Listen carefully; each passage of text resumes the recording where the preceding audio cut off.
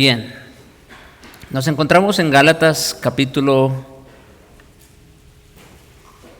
2, ese es el texto donde vamos a estar, Gálatas 2, los versículos del 11 al 14. Gálatas capítulo 2, versículos 11 al 14. Lo que tenemos aquí en este texto lo he titulado como la reprensión apostólica de Pedro. Este es un texto bien interesante. Yo sé que algunos estaban esperando este momento también.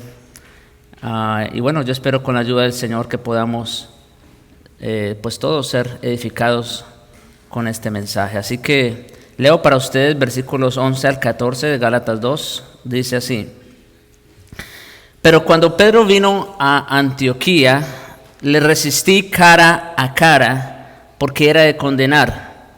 Pues antes que viniesen algunos de parte de Jacobo, comía con los gentiles.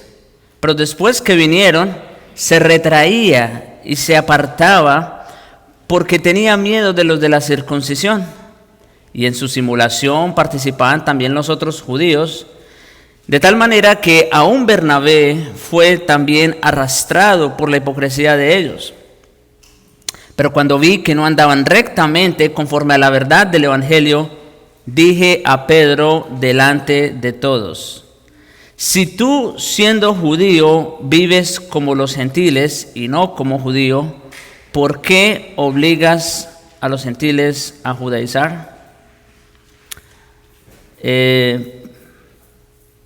Muchos prédicas o comentarios continúan con la idea, porque en realidad el texto sigue hasta el versículo 21, pero yo quise hacer un alto aquí, parar aquí, porque considero importante, por un lado, el aspecto mismo de la reprensión, porque lamentablemente muchas veces, incluso en los círculos reformados, se pasa por alto algo importante que tiene que ver con esto mismo, con la reprensión.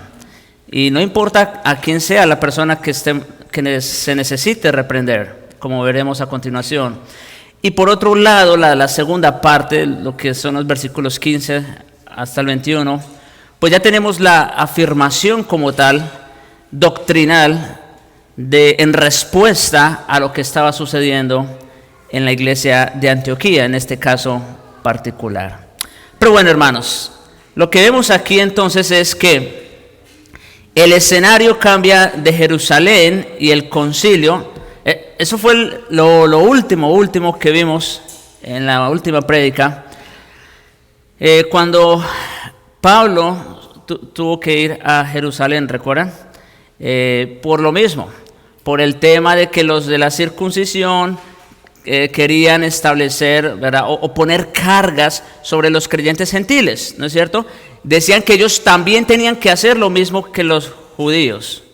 Y entonces sube Pablo a Jerusalén con Bernabé, quien era su compañero. Allí en Hechos 15, bueno, la lectura que hizo el hermano Dani hace un momento, nos ayuda a recordar ese evento, el concilio de Jerusalén.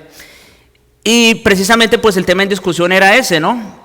¿Qué vamos a hacer con los gentiles creyentes, ¿no? ¿Ellos también deben seguir las mismas reglas que los judíos o cuál debe ser? Y lo interesante en ese texto que se acaba de leer es la respuesta del apóstol Pedro. Ahí quise que lo trajeran para que ustedes mismos se den cuenta cuál era la posición de Pedro después que él mismo había sido instrumento de Dios mismo para llevar el evangelio a los gentiles. Pero bueno, vamos a dejarlo ahí. Eso solo, como digo, como introducción. Ustedes pueden revisar Hechos 15 otra vez en sus casas. Muy interesante. Entonces pasamos ahora del concilio de Jerusalén a la ciudad de Antioquía de Siria, donde se estableció la primera iglesia radicada en una región gentil. Eso, bueno, en parte ya, la escuela dominical esta mañana, hermanos, también nos sirvió como un fundamento tremendo para lo que vamos a ver a continuación. Porque vamos a hablar prácticamente del mismo acontecimiento. ¿Qué vemos que sucedió en Antioquía? Bueno, muchos hermanos de Chipre y otros lugares fueron y llevaron el evangelio a esta ciudad. Y muchos creyeron. Entonces, ¿qué hicieron los apóstoles en respuesta a esa obra de evangelismo que se estaba llevando en esa ciudad? Mandaron a Bernabé, ¿no es cierto? Y Bernabé, pues él entonces empezó allí a pastorear esta iglesia, pero él no lo hizo solo. Después fue y mandó llamar a Saulo de Tarso. Entonces, estos dos hermanos, Pablo y Bernabé, sirvieron como pastores con la ayuda de otros 3 hombres, como dice en Hechos 13:1. Pablo continúa aquí en nuestro texto, Gálatas. Pablo continúa entonces, o lo que vemos aquí es que Pablo continúa la defensa de sus credenciales apostólicas con la descripción de un suceso en el que tuvo que ejercer su autoridad. Y escuchen esto, hermanos. Recuerden que Pablo, después de introducir la carta, ¿no es cierto?, él se propone defender su ministerio. Porque acuérdense que uno de los objetivos, si no el más importante, de los judaizantes era desacreditar el ministerio de Pablo, precisamente, ¿no es cierto? Y entonces Pablo empieza a hacer defensa de su ministerio.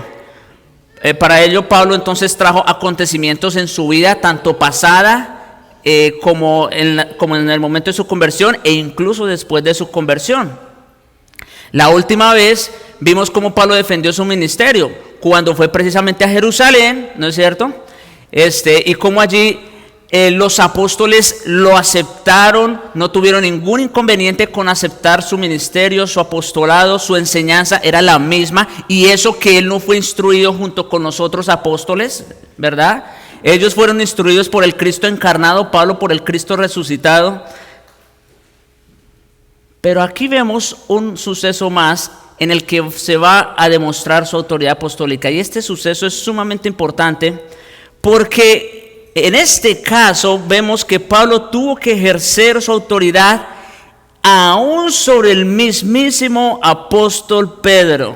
Imagínense ustedes, el respetado, el gran Pedro, columna de la iglesia en Jerusalén, a quien la mayoría de los creyentes en la iglesia primitiva consideran como el apóstol de mayor prominencia. Claro, todos los otros también eran apóstoles, pero ¿quién era siempre, vamos a decir, el que llevaba o el que iniciaba la predicación, quién era el gran líder? Era el apóstol Pedro. Así que, mis hermanos, con este suceso, ahora sí, como dicen, si había dudas en cuanto al apostolado de Pablo, ya no debe quedar ninguna,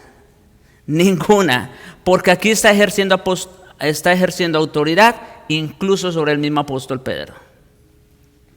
Pablo no vaciló en corregirle tan pronto observó su desviación de la verdad del evangelio. Y ojo, que la desviación de Pedro no era cualquier cosa. No era cualquier cosa lo que le estaba sucediendo a Pedro. Él estaba desviando, por lo menos en la práctica, desviándose de la verdad del evangelio. Digo en la práctica porque, pues, obviamente él no iba a predicar nada que fuera contrario a lo que él había aprendido del Señor Jesucristo y por medio del Espíritu Santo. Pero en la práctica se estaba mostrando otra cosa. Entonces, aquí en nuestro mensaje, lo primero que vamos a ver es, en esta reprensión, el choque, ¿verdad? ¿Cuál fue el primer impacto cuando Pablo se enteró de lo que estaba sucediendo? Segundo, la causa, obviamente, que fue lo que causó todo esto. Tercero, la consecuencia. Y cuarto, la confrontación. Así que, sin más preámbulos, vamos a entrar al primer punto. En primer lugar, hablemos del choque. Versículo 11 de Gálatas 2. Dice: pero cuando Pedro vino a Antioquía, Le resistí cara a cara porque era de condenar. Como los judaizantes habían dicho a los creyentes en las iglesias de Galacia que Pablo no era un apóstol verdadero, el incidente mencionado en este versículo tiene un significado especial. Sí, Pablo no solo era igual que los demás apóstoles, ¿verdad?, sino que en esta ocasión peculiar había amonestado a Pedro, quien era reconocido como líder entre los 12. Así como lo oyen. Tanto Pedro como Pablo habían experimentado la salvación por gracia mediante la fe. Ambos fueron escogidos para ser apóstoles por intervención directa de Jesucristo tras su resurrección. Y ambos habían sido usados por el poder del Espíritu Santo en el establecimiento e instrucción de la iglesia naciente. O sea, estamos hablando de dos personas idénticas, se puede decir en ese sentido, que contaban prácticamente con los mismos dones. El libro de Hechos, por ejemplo, puede dividirse entre el ministerio de la iglesia primitiva que se centró en Pedro, los primeros 12 capítulos, y del que giró alrededor de Pablo en los versículos 13 hasta el 28.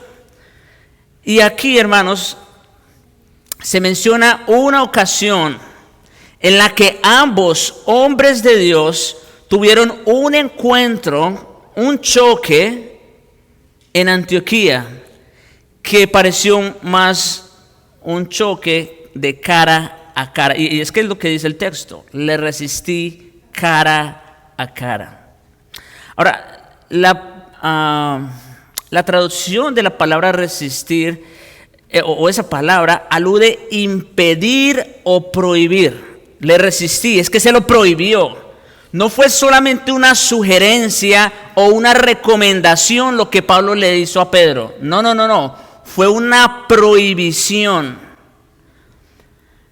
Con su apartamiento de los gentiles, Pedro, en efecto, se había unido a los judaizantes en su desprecio de la enseñanza inspirada de Pablo, en especial la doctrina de la salvación por la sola gracia de Dios, que obra solo mediante la fe humana.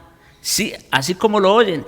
En su apartamiento de Pedro, aislarse y solamente con los judíos, él estaba menospreciando la enseñanza de la salvación por la sola gracia que obra solo mediante la fe.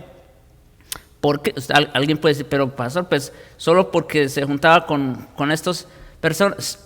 El problema es que estas personas, cuando se juntaban y tenían sus fiestas, sus reuniones, ellos seguían, vamos a decir, celebrando las tradiciones judaicas. Ellos seguían, en otras palabras, bajo el sistema del antiguo pacto. O sea, sí, ellos creían por un lado en Jesucristo, que Jesucristo había venido y que había muerto para pagar por el pecado, pero que ellos todavía tenían que seguir las tradiciones del antiguo pacto. Y bueno, yo creo que después de haber expuesto la carta a los hebreos, estamos claros que no se puede ambas cosas, ¿no es cierto? Porque Cristo, ya saben, al venir, cumplió absolutamente todo lo que el antiguo pacto demandaba. Así que seguir con esas tradiciones, con esas fiestas y con todo lo demás, era como de alguna manera tratar de sostener los dos pactos a la vez, y eso es imposible. O es por gracia, por medio de la fe, o es por obras. No se pueden las dos cosas, como dice Pablo en Romanos 4. Ese era el problema con Pedro, de sus acciones, ¿no? Pedro mismo, de hecho, sabía que esto era de condenar, y por eso Pablo se lo puso cara a cara. Miren, mis hermanos, lo que Pedro de alguna manera estaba haciendo en cobardía, Pablo lo hizo cara a cara, porque él sabía que estaba actuando con autoridad divina. Pedro no había hecho algo que era de condenar, hay que decir, en el sentido de que corriera el peligro de perder su salvación, por si acaso, sino en el sentido de ser culpable de pecado el apoyar un punto de vista que sabía que era errado. Ese era el problema de Pedro. Sus acciones estaban apoyando un sistema que se apoyaba, que se basaba no en la sola fe, pero también en las obras. Sin duda alguna, su pecado era de condenar a la vista de los creyentes gentiles en Antioquía, porque habían sido bien fundamentados en el Evangelio de la Gracia y quedaron perplejos, atónitos y heridos por el repentino ostracismo o apartamiento del apóstol hacia ellos, o sea, de Pedro hacia ellos. Antes que la concesión de Pedro a favor de los judaizantes causara daños en la iglesia de Antioquía, entonces Dios usó a Pablo para cortar ese error de raíz. ¿Ven?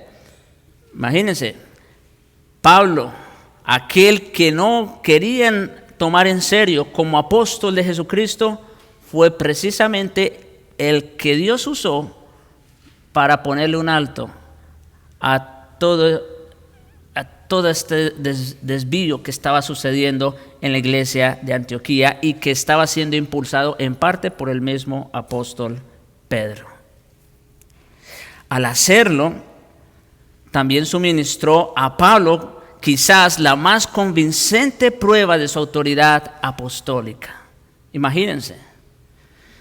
Dios, hermanos, siempre tiene un propósito, incluso en medio de las peores circunstancias, y aquello que pudo terminar en tragedia para el cristianismo, Él lo utilizó para su gloria y para el fortalecimiento de su iglesia. Lo comentábamos en la mañana, creo. O sea, imagínense ustedes este choque de trenes, por decirlo de alguna manera, ¿no? Los dos más grandes, se puede de cierta manera decir, y reconocidos apóstoles, que tuvieron una confrontación. Seguramente muchos hubieran podido pensar, no, hasta aquí fue el cristianismo. Si se enfrentaron ellos dos, pues ¿qué más queda? ¿Y qué pasó? Pues no fue así. Porque como lo que hizo Pablo no era de hombres ni por hombres, sino que venía de parte de Dios, Dios lo usó para bien. Y gracias a Dios por eso. Porque por un lado, como ya se dijo, evitó que se siguiera propagando esta falsa práctica en la iglesia primitiva, y por otro lado también nos lo dejó como registro para nosotros, para que no caigamos en lo mismo. Y digo en lo mismo no en el sentido de que alguno aquí vaya a querer judaizar y volver a las prácticas del antiguo pacto. Quizás ese ya no sea nuestro problema, ¿no es cierto? Pero sí puede ser otro tipo de prácticas que teníamos en el pasado, creencias con las que a veces venimos o arrastramos de otras iglesias de donde venimos. ¿No es cierto? Sí, eso también puede pasar. Así que aquí tenemos una enseñanza para nosotros. Entonces, ya hablamos del choque, hablemos ahora de la causa, versículo 12. Pues antes que viniesen algunos de parte de Jacobo, comía con los gentiles. Pero después que vinieron, se retraía y se apartaba porque tenía miedo de los de la circuncisión. Pedro ya había estado en Antioquía algún tiempo antes que viniesen algunos de parte de Jacobo. Y durante ese tiempo departía y compartía y comía con los gentiles. Noten, el problema de Pedro no es que no aceptara que Dios también había decidido salvar a los gentiles. Ese no era su problema. Él fue uno de los primeros que le predicó el evangelio a los gentiles. El caso de Cornelio. Ese no era su problema. Es más, comía y compartía con ellos. Imagínense. ¿Qué pasó? Ciertos judaizantes llegaron a la iglesia e hicieron creer a todos que venían de parte de Jacobo. Aquí esto también es importante. Hicieron creer a todos que venían de parte de Jacobo. Como líder de la iglesia en Jerusalén, Jacobo, medio hermano de nuestro Señor, había dicho exactamente lo opuesto. O sea que eso que decían que venían de parte de Jacobo no era verdad tampoco. Solamente lo dijeron como para tener un punto de apoyo y decir, estos vienen desde Jerusalén y vienen con el apoyo de uno de los líderes de la iglesia. Pero no. De hecho, Jacobo en Hechos 15, 19, después de lo que Pedro acaba de decir, en el versículo 19 dice, yo juzgo que no se inquiete a los gentiles que se convierten a Dios. Así que estos que venían según de parte de Jacobo a inquietar a los gentiles no era verdad, porque vemos que Jacobo no tenía esa posición. Estos hombres eran de los de la circuncisión y no solo enseñaban un evangelio falso, sino que también traían credenciales falsas de supuesto patrocinio de los apóstoles y ancianos de Jerusalén. Como todo, ¿no? Siempre alguien busca tener un punto de referencia, un punto de apoyo. Al igual que Pedro, Jacobo tuvo cierta dificultad para abandonar su adherencia a los rituales y regulaciones de la ley de Moisés, que habían observado toda su vida. Y quizás le quedaban algunos residuos de prejuicio contra los gentiles. Sin embargo, jamás habría enviado a una delegación de herejes a Antioquía para menoscabar el evangelio verdadero y crear problemas en la iglesia. Eso definitivamente queda descartado. Eso no pudo haber venido de parte de Jacobo ni de ninguno de los apóstoles. Nunca habría sido el causante de caos y discordia allí donde el Espíritu Santo estaba obrando. Ahora, el tiempo que aparece allí, comía con los gentiles, es un tiempo pretérito imperfecto, lo que indica que la acción de Pedro era continua. O sea, Pedro convivía, no solamente fue que lo hizo una vez, no, era algo continuo, era algo regular y habitual que había hecho durante cierto tiempo. Había comido lo que le sirvieran, acompañado por cualquier persona que tuviera al lado. O sea, ven, Pedro no tenía problemas con eso. Sin duda, había participado en muchos ágapes con creyentes gentiles y se había sumado a ellos para celebrar la cena del Señor. Hasta que algunos de parte de Jacobo vinieron, participó con la iglesia en un compañerismo ejemplar entre creyentes judíos y gentiles sin ningún inconveniente. ¿Hasta cuándo? Hasta que vino este grupo de personas. Mis hermanos, Pedro debió haber sabido mejor que cualquier apóstol que en Cristo, ¿verdad?, no había ningún problema con el tema de la dieta. Que en ese sentido, ¿verdad?, no tenía ningún problema de comer con los gentiles. Había oído a Jesús explicar que todo lo de afuera que entra en el hombre no lo contamina, no puede contaminar su corazón. Había experimentado también la visión de los animales y su subsecuente encuentro con el gentil Cornelio, tras lo cual declaró: en verdad comprendo que Dios no hace acepción de personas. Pablo no tenía problemas ya ni con la dieta ni con aceptar a los gentiles. En el concilio de Jerusalén, Pedro se opuso con dureza a los judaizantes y les dijo en Hechos 15, 7 al 11, Dios, estas son palabras de Pedro, por si acaso, en Hechos 15, Dios, que conoce los corazones, les dio testimonio a los gentiles, dándoles el Espíritu, lo mismo que a nosotros. Y ninguna diferencia, noten esa palabra, ninguna diferencia hizo entre nosotros y ellos. O sea que Pablo entendía que ahora para Dios no había acepción de personas. Ninguna diferencia hizo entre nosotros y ellos, purificando por la fe sus corazones. Ahora pues, ¿por qué tentáis a Dios poniendo sobre la cerviz de los discípulos un yugo que ni nuestros padres ni nosotros hemos podido llevar? Antes creemos que por la gracia del Señor Jesús seremos salvos de igual modo que ellos. Pero estaba claro en esto, ¿se dan cuenta? Dice, creemos que por la gracia del Señor Jesús seremos salvos de igual modo que ellos. Y entonces, ¿qué pasó? ¿Dónde estuvo el problema de Pedro?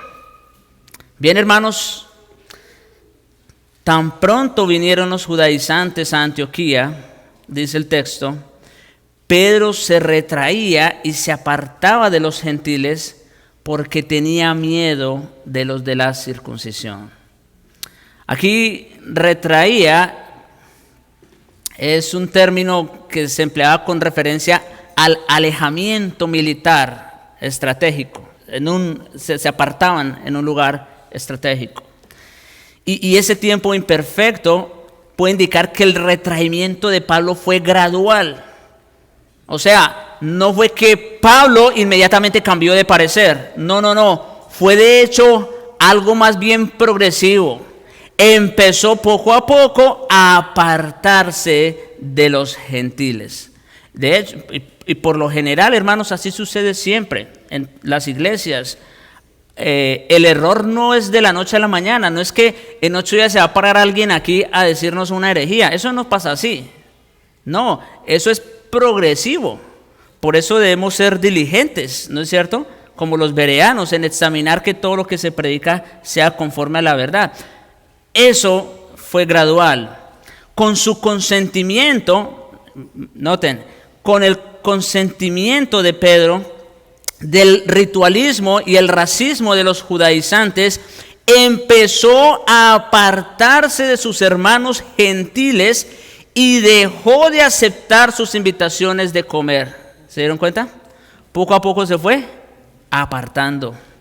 Encontró diversas excusas para no unirse a ellos en otras actividades, a tal punto que se apartaba por completo de su compañía.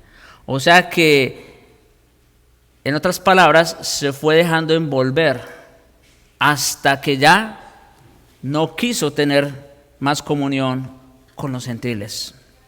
El viejo Pedro, aquel hombre temeroso, débil y fluctuante, salió de nuevo a la escena. ¿Sí? De nuevo hizo aparición el mismo Pedro que bajo la inspiración divina declaró a Jesús como Cristo, el Hijo del Dios viviente. Y enseguida se atrevió a amonestar a su Señor por afirmar que le era necesario padecer y morir y resucitar.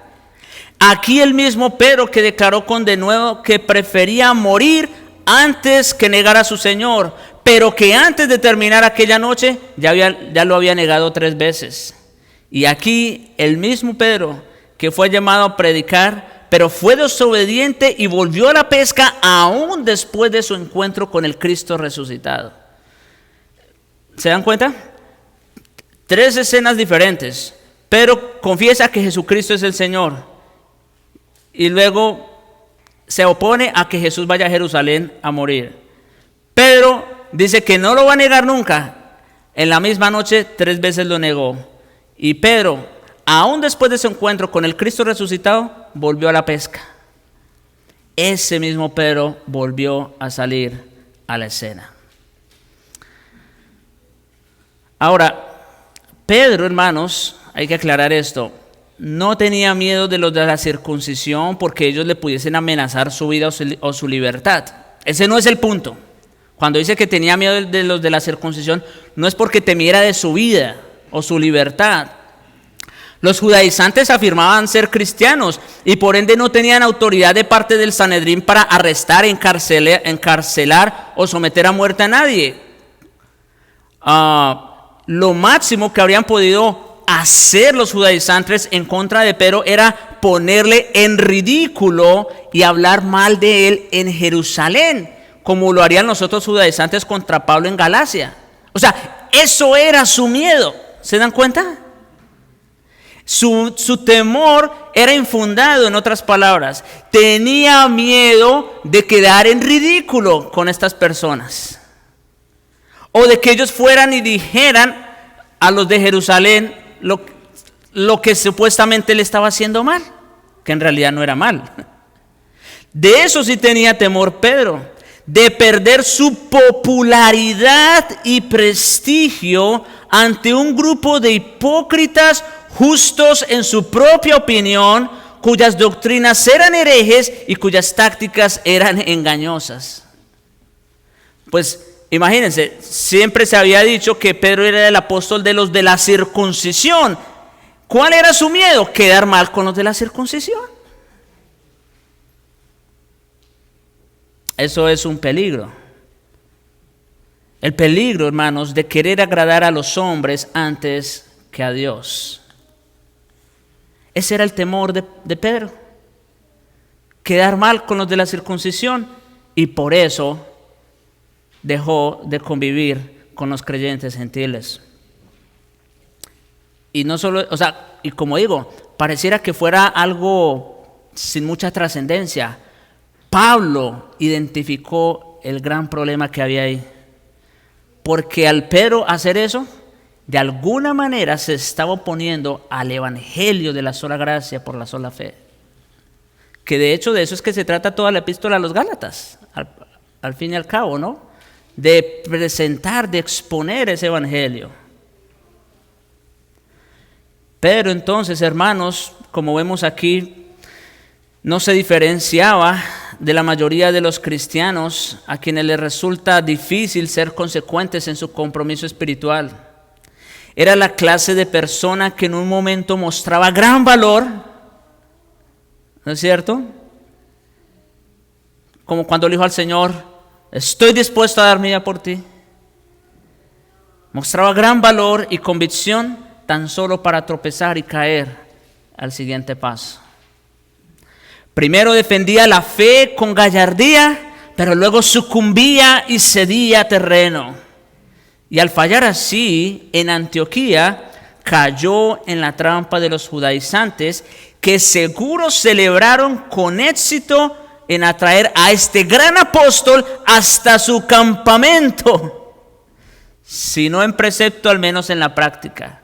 Seguro los judaizantes estaban celebrando, ¿no? Ahora sí lo tenemos de nuestro lado. Los cristianos que rehúsan participar de la mesa del Señor al lado de otros creyentes o tener comunión con ellos por causa de sus temores y prejuicios infundados, caen en el mismo error espiritual en que Pedro cayó en Antioquía. ¿Oyeron eso? Los creyentes que rehúsan la comunión con los hermanos caen en el mismo error que Pedro cayó en Antioquía, y al hacer esto fracturan la unidad divina del cuerpo mismo de Cristo. Mis hermanos, esto que nosotros hacemos cada 8 días de venir y celebrar la cena no es solamente algo místico. Eso solamente debe ser la expresión de la realidad en la que debe vivir el cuerpo de Cristo. Y si no, estás tomando la cena del Señor indignamente, como dice Pablo en 1 Corintios 11. Ya hablamos entonces del choque, hablamos de la causa, hablemos de la consecuencia. Versículo 13 de Gálatas 2. Y en su simulación participaban también los otros judíos, de tal manera que aún Bernabé fue también arrastrado por la hipocresía de ellos. Pedro no solo se apartó de los creyentes gentiles, sino que con su ejemplo indujo de manera indirecta, o quizá directa, a los otros judíos, los cuales también participaban en su simulación. Sí, obviamente Pedro era el gran referente, y al Pedro seguir una práctica, ¿qué podían asumir los otros judíos cristianos? Pues que era algo bueno. O sea, si Pedro lo hace, pues quiere decir que está bien. Lamentablemente así se dice muchos días, así dicen muchas personas, incluso en la Reforma, de muchos líderes. Si fulano dijo eso, es porque así debe ser. O sea, lo toman como si fuera palabra de Dios. Ojo con eso. Ojo con las frases. Que así dijo fulano, mengano y sutano. Es que puede que lo haya hecho el que sea. Si no es conforme a las Escrituras, puede estar cayendo en un error. Ahora, la separación fue tan extensa e influyente que aún el piadoso Bernabé, ¿sí?, de quien hablamos también en la mañana, un hombre piadoso, que en aquel entonces era uno de los pastores en Antioquía, también fue arrastrado por ese pecado, así como lo oyen. Pablo y Bernabé habían acabado de terminar juntos un fructífero viaje misionero y habían ido juntos al concilio de Jerusalén a defender esto de lo cual ahora él estaba siendo víctima. ¿Ustedes se imaginan? Sí.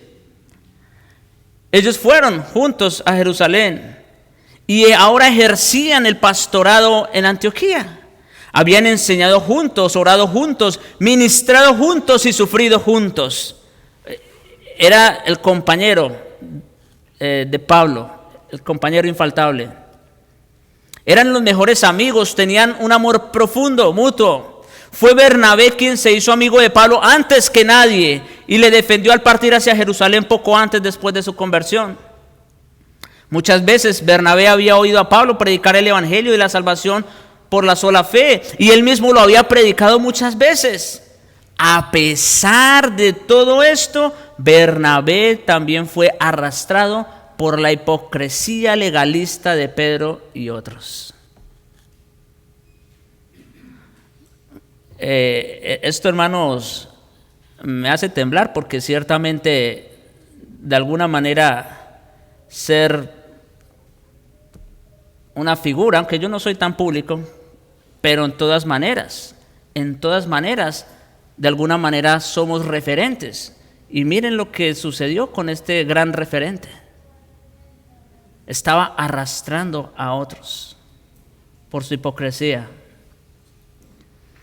Pedro, hermanos, fue un líder por naturaleza y sus acciones públicas siempre implicaron a otras personas que siguieron su ejemplo. En aquellas ocasiones en las que actuó en su propia sabiduría, el resultado fue trágico y siempre que otros creyentes pusieron su fe en él como ser humano, la tragedia se complicó todavía más.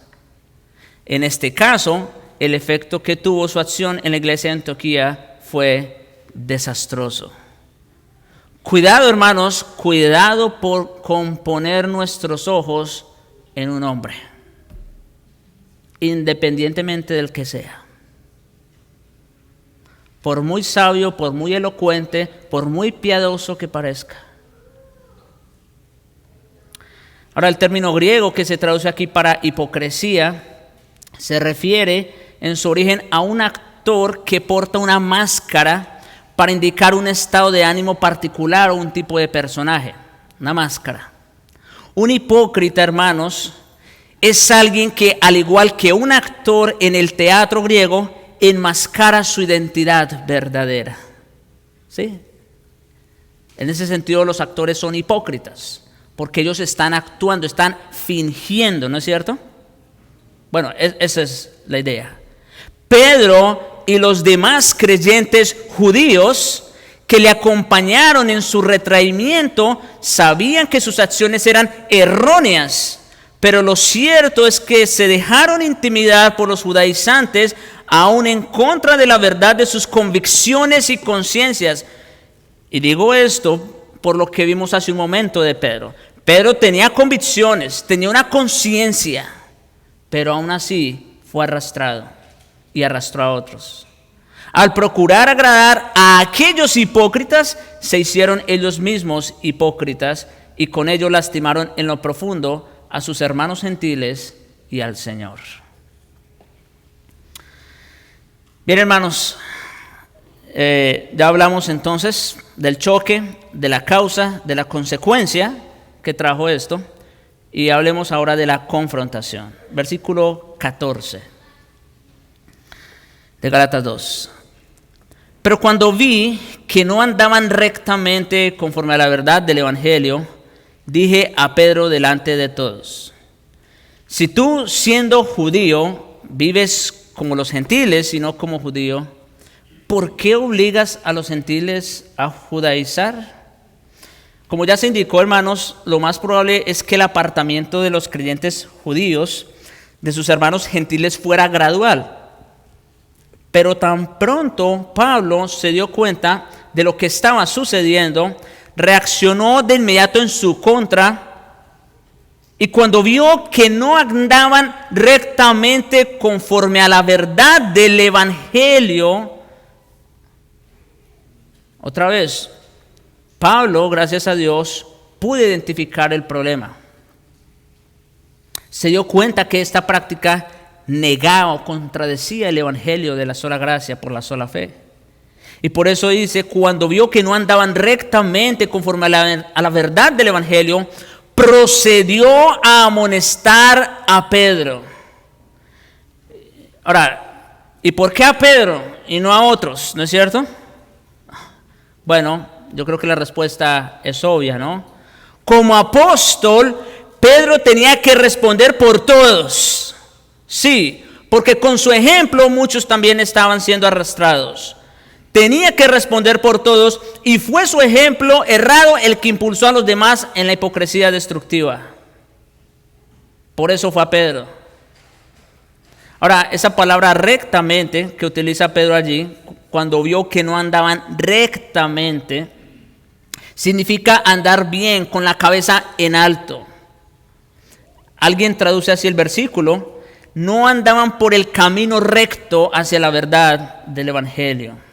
Al apartarse de sus hermanos gentiles, Pedro y los demás dejaron un recorrido paralelo a la palabra de Dios y optaron por seguir una senda espiritual torcida. Mis hermanos, otra vez, esto es muy peligroso. Hay caminos parecidos, pero un camino parecido no tiene el mismo fin. Hay un solo camino que es el verdadero. Cualquier otro parecido, eso es pura fantasía, porque su fin no es otro que la destrucción y la muerte. Y como digo, al apartarse de sus hermanos gentiles, Pedro y los demás dejaron ese camino único, recto, para seguir una senda torcida. Ahora, puesto que la ofensa de Pedro fue pública porque pues todos lo estaban viendo y muchos estaban siguiendo su ejemplo, ¿no es cierto? Pablo le amonestó delante de todos. Yo estoy seguro que, ¿verdad? Puedo estar seguro que cuando Pablo se paró cara a cara a decirle esto a Pedro, no lo hizo con el mayor de los gustos, eso téngalo por seguro. Pablo lo hizo seguramente con el corazón partido, quizás con lágrimas en sus ojos, pero se paró delante de todos y así desenmascaró su hipocresía ante la congregación entera. Un pecado público, una ofensa pública, requiere amonestación pública. Y estoy explicando. Si es algo privado, pues eso se puede arreglar en privado, ¿no? A menos que no se pueda arreglar y entonces hay que seguir el proceso. Pero si es público, públicamente se debe arreglar. Esto es algo que ahora sí, esta es la parte del ministerio que no nos gusta, honestamente. Pero si en algún momento hay que hacerlo, que el Señor nos dé el valor para hacerlo. Cada creyente en Antioquía, y sin duda muchos no creyentes, supieron que Pedro había dejado de asociarse con los gentiles como antes lo había hecho de manera libre y abierta. Agustín dijo esto: de nada sirve corregir en secreto un error cometido en público. Pues sí. Si hay un error, una ofensa pública, y eso nomás se trata ya en lo secreto, ahí no hay ninguna reparación. Ahí no hay ninguna reparación. A no ser que el pecado público de un creyente sea tratado en público, la gente va a pensar que la iglesia no toma en serio el pecado y por ende lo aprueba de manera tácita. ¿Ven? Porque un pecado público se debe tratar en público. Es como un niño que no es disciplinado por portarse mal, llega en poco tiempo a la conclusión de que las normas de sus padres carecen de importancia porque no se hacen respetar. De la misma forma, hermanos, una iglesia que no disciplina a sus miembros que pecan, incluidos los más sobresalientes, pierde su credibilidad porque no toma con seriedad sus propias doctrinas y parámetros. Ahora, Pablo continuó su reprensión diciendo, antes de seguir, esto también, hermanos, implica o conlleva al hecho de señalar también a aquellos que no precisamente estamos hablando de un pecado, pero aquellos que enseñan cosas o que hacen concesiones, esa es una buena palabra, que hacen concesiones, quiero decir que de alguna manera rebajan el evangelio para quedar bien con otros. También estamos llamados a señalarlos. Pablo no tuvo reparos en hacerlo. El Señor también nos dé la gracia y el valor para hacer cuando algo así suceda. Digo esto porque lamentablemente muchas veces se dicen en algunos púlpitos, no, pues no hay que meternos con nadie, que si ellos hablan de esa manera, si ellos dicen así, aún si son pastores entre los círculos reformados. Bueno, Pablo no tuvo reparos en amonestar a Pedro, como estamos viendo aquí. Ahora, Pablo continuó su reprensión diciendo, si tú siendo judío vives como los gentiles y no como judío, ¿por qué obligas a los gentiles a judaizar? A diferencia de la hipocresía de Pedro, la condena de Pablo fue recta y directa. Con sencillez, Pablo señaló la ligereza del comportamiento de Pedro en Antioquía. Le recordó que al llegar allí por primera vez, Pedro había mantenido un compañerismo abierto con los otros creyentes gentiles y comía con ellos de forma habitual. Les había visitado de manera libre y espontánea en sus casas y se había unido a ellos en sus ágapes y en la comunión sin mostrar evidencia alguna de legalismo o prejuicio. Así se había portado Pedro durante un tiempo. Había vivido como los gentiles y no como judío, es decir, sin ese separatismo que caracterizaba a sus compatriotas. Después de la visión que tuvo de los animales impuros y de su experiencia en la casa de Cornelio, Pedro dejó de vivir como judío porque llegó a entender que hasta la separación ceremonial dictada por Dios y enseñada en el Antiguo Testamento ya no era válida gracias a la obra reconciliatoria de Jesucristo en la cruz. No obstante, bajo la influencia de los judaizantes en Antioquía, el apóstol tropezó y recayó en los prejuicios de su vieja vida. Por eso les digo, quizás el problema para nosotros sea el judaísmo, pero sí pueden ser otros tipos, otros prejuicios los que tengamos o los que estemos arrastrando. Y eso fue lo que le pasó a Pedro. Esos prejuicios de su vieja vida lo hicieron tropezar. Tan pronto soplaron los vientos del legalismo, él ajustó sus velas y se dejó arrastrar con ímpetu. Pablo, por supuesto, no tenía deseo alguno de enseñorearse de Pedro o de elevar su propia reputación a costa de otras personas, como dije hace un momento. Pablo no estaba sonriente cuando amonestó a Pedro. Su motivo no fue humillar a Pedro, sino corregirle un error serio que había ocasionado la caída de muchos otros creyentes que siguieron su mal ejemplo. Ese fue el motivo. El apóstol no podía tolerar algo que amenazara la integridad del evangelio, en particular si esa amenaza provenía de un líder destacado e influyente como Pedro. ¿Y cuál? Aquí la pregunta del millón, que quizás muchos pueden estar haciendo ahora es, ¿y cuál fue la reacción de Pedro ante esta reprensión? Bien, hermanos, el texto no lo menciona, porque ya lo que sigue ya es una declaración de Pablo de el evangelio que sí se ha enseñado y el evangelio que se debe creer, que es el de la justificación por la sola fe. Como digo, el texto no menciona aquí cuál fue la reacción de Pedro, pues no era la intención de Pablo entrar en tantos detalles al respecto, sino en traer esta situación como un ejemplo donde él ejerció su autoridad apostólica en defensa del evangelio de la gracia de Dios. Por eso lo trae. No por ser amarillista, en otras palabras, no, sino como un ejemplo.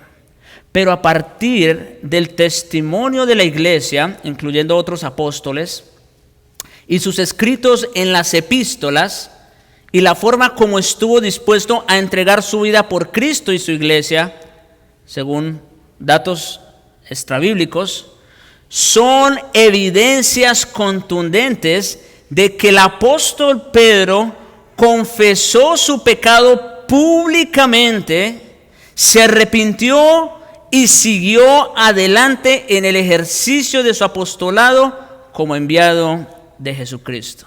Como digo, y parte de eso lo podemos ver en sus escritos más tarde, en las epístolas, y en la prueba o en los testimonios del creyentes y los otros apóstoles después. Así que noten, hermanos, como un pecado que fue público fue tratado públicamente, ¿no es cierto? Y eso conllevó ¿a qué? A una confesión pública. Obviamente, si el pecado fue público, la confesión debe ser pública, a diferencia de un pecado que es privado. Si es privado y se trató en lo privado y se arregla en privado, no debe salir de ahí. Ahí se debe quedar, ¿no es cierto? Pero si es público, entonces la confesión debe ser igualmente. Algunas lecciones aquí, hermanos. Se pueden aprender varias verdades importantes de este desliz de Pedro. En primer lugar, la primera es que hasta los ministros más dotados del evangelio pueden cometer transgresiones graves y llegar a ser culpables de caer en los mismos errores y pecados contra los cuales predicaron con gran firmeza alguna vez. Eso puede pasar. El mismo Pedro, que predicó el sermón del día de Pentecostés en el poder del Espíritu Santo y a través del cual fueron sanados muchos, incluso con su sola sombra, y resucitó a una mujer y a través del cual muchos fueron salvados, incluyendo al gentil Cornelio, a pesar de su llamado y sus dones divinos, puso aquí de manifiesto que tenía pies de barro como cualquier otro ser humano.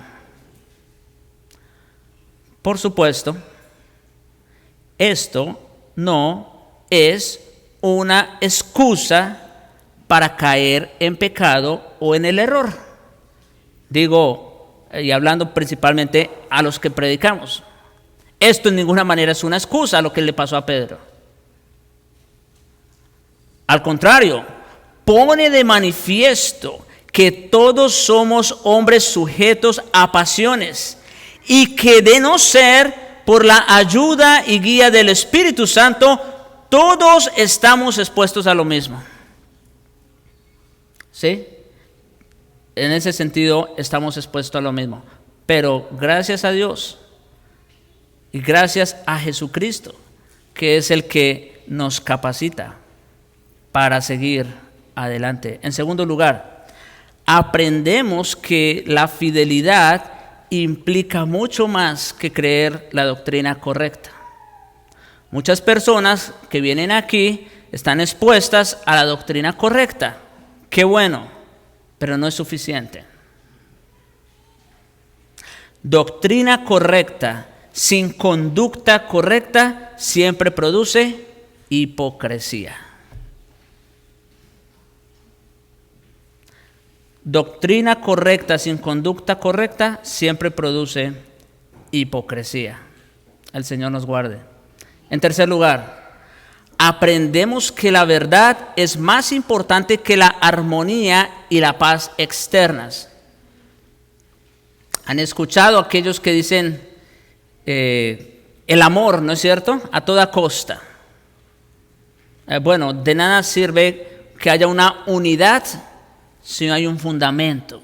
Porque una unidad sin fundamento no es nada, se desvanece, es pura hipocresía. El compañerismo y la unidad de los cristianos se construye con base en la verdad, nunca en la falsedad. El ecumenismo, eso no proviene del cielo. Sin importar cuál parezca ser el beneficio desde el punto de vista humano, hay pastores que se atreven a decir incluso, no, solamente nos estamos uniendo por este bien común. Por ejemplo, vamos a decir, en contra del aborto, solo por mencionar un ejemplo. Y en esto estamos unidos con otros, con los arminianos y con los católicos y hasta con los testigos de Jehová y etcétera. En este punto, no se puede de esa manera. No puede haber ninguna unidad con tales personas, sin importar cuál sea el beneficio desde el punto de vista humano. Las concesiones a la mentira solo contribuyen al debilitamiento de la iglesia. La paz que se preserva mediante la negociación de la verdad de Dios es paz falsa y no de Dios. El vínculo de la paz que menciona Pablo en Efesios 4:3 no tiene nada que ver con una paz a cualquier precio, sino con la paz basada en la obra de Dios, en la obra de Cristo y establecida por el Espíritu Santo. En cuarto lugar, vemos que la ética del relativismo, según cada situación, es una ética contraria a la piedad. Sí, o sea, que hay que evaluar cada situación y pues, como dicen por ahí, depende del punto de vista en que se mire. No, eso es contrario a la piedad. Los cristianos no producen de sí la verdad. Un grupo de creyentes o de apóstoles, sin importar cuán numeroso o influyente pueda ser, que defiende una posición incorrecta o mantiene una práctica incorrecta, sigue en el error. Como dijo el mismo Pablo atrás en el Gálatas capítulo 1, si aún uno de nosotros o un ángel del cielo os anunciara un evangelio diferente al que os hemos predicado, sea anatema. Punto. No hay lugar para las concesiones. La conveniencia y el acomodamiento falso y el voto de la mayoría carecen por completo de poder sobre la verdad y la justicia. La palabra de Dios y no una situación humana es la que determina lo que es correcto o errado. En quinto lugar, aprendemos que la falsedad no debe ser ignorada. Sin importar cuán sutil parezca o indefensa parezca, sin importar las consecuencias que pueda acarrear tal oposición. ¿Ustedes creen que Pablo no pensó por algún momento, si me enfrento a Pedro, pues voy a ganarme más enemigos que los que tengo? De por sí ya tenía problemas con los judaizantes, ¿no es cierto? Ustedes se imaginan que él seguramente pensó también eso. No le importó las consecuencias. Siempre que la falsedad afecte el evangelio, como lo hizo la herejía de los judaizantes, es imperativo ejercer oposición firme. Hasta los cristianos prominentes que persisten en pecar resulta necesario reprenderlos delante de todos, dice Pablo en 1 Timoteo 5:20, para que los demás también teman. Por eso debe hacerse. La amonestación de Pedro por parte de Pablo muestra que ningún líder cristiano, o sea, si eso le pasó a Pedro, ¿verdad? Ningún líder cristiano, sin importar su estatura, está por encima de la disciplina del cuerpo al que pertenece. El pecado público requiere reprensión pública. O sea, aún los pastores somos dignos de corrección cuando vienen con las escrituras y nos confrontan. Y un par de aplicaciones y ya cerramos. Primero, el Señor nos concede el valor y la gracia del apóstol Pablo para llamar la atención de aquellos que se desvían y son ocasión de tropiezo para otros. Que podamos, como el apóstol Pablo, pararnos firmes ante aquellos que diluyen, como lo estaba haciendo Pedro, obvian o incluso sustituyen el evangelio de la gracia de Dios para reducirnos a esclavitud, considerándonos a nosotros mismos, como dice también el mismo Pablo en Gálatas 6:1, no sea que también seamos tentados en la práctica, como le sucedió a Pedro. Pero el Señor nos dé el valor y la gracia para hacerlo. Se requieren las dos. Valor, porque bueno, no es fácil, ¿no es cierto? Pararse y confrontar al hermano, pero por eso también se requiere ¿qué? Gracia. Porque ¿cuál es la intención? ¿Acabar al hermano? No. Con espíritu de mansedumbre, restaurarlo.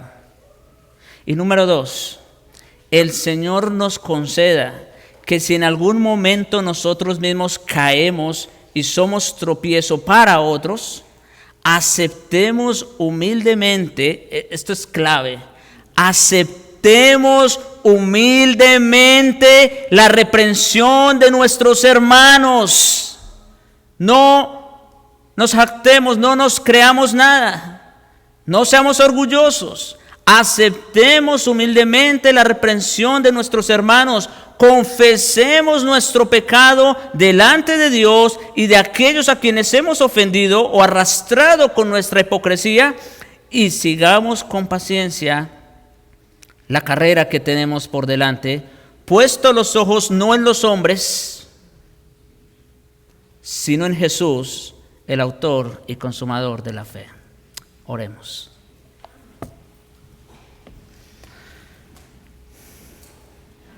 Padre nuestro, gracias te damos, Señor, por este mensaje que nos has traído. Gracias te damos, Señor, porque esta palabra también es buena para nosotros. Nos enseña, nos redarguye, nos instruye para andar en justicia. Perdona, oh Señor, si nosotros mismos hemos caído y hemos sido de tropiezo a otros. Perdónanos, te rogamos en Cristo. Y también, Señor, concédenos la gracia y el valor para pararnos firmes ante aquellos que de alguna o de otra manera son tropiezo para el Evangelio. Sin ti, Señor, no podemos. Por eso te lo pedimos. Y todo esto, Señor, para el bien de tu obra, la expansión del Evangelio y la gloria de tu nombre. En Jesucristo. Amén.